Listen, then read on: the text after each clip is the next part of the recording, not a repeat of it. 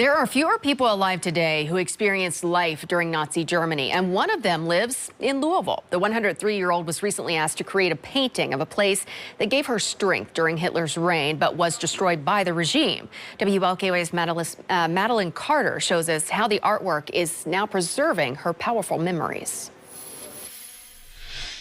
We must leave Germany because we have no choice. Those words were spoken by Anne Dorsbach's father. Her family fled the German city of Ulm in 1939, following Kristallnacht, the night when the Nazis attacked Jewish people and property, declaring war against German and Austrian Jews. Now, one of the last remaining victims of Nazi persecution lives in Louisville. She's 103 now, amazing, and that her memory is intact. Over the years, she's passed down remarkable yet painful stories to her son, including singing in the choir at her childhood synagogue. I get emotional about this because I was emotional when I was up there. That synagogue was Anne's source of strength during Adolf Hitler's reign of terror, so she was devastated when, during the night of broken glass, it was destroyed. There are no pictures. Everything burnt up. There was no floor plan.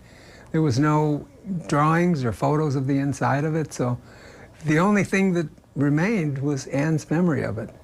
This year, the city of Ulm asked Anne to turn her vivid memories into a painting.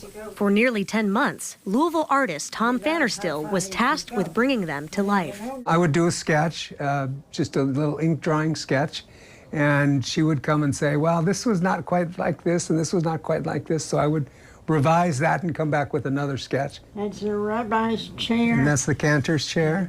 They put so much time and effort into this painting that the question was, how could they get it from Kentucky to Germany? That's when they came here to the UPS store. Obviously gave special attention to this, given the historical significance of the piece and what it meant to the people that were sending it. The painting arrived safely in Ulm, Germany, and is now on display in the Albert Einstein Museum. It feels very good, and I hope that people will ask a lot of questions about it. Keeping memories of her former Jewish community alive during her 103 years and counting. This is the eternal light. Madeline Carter, WLKY News. Thank you, Madeline. The painting will remain on permanent display at the museum. Anne is the first former Jewish citizen to create this type of artwork.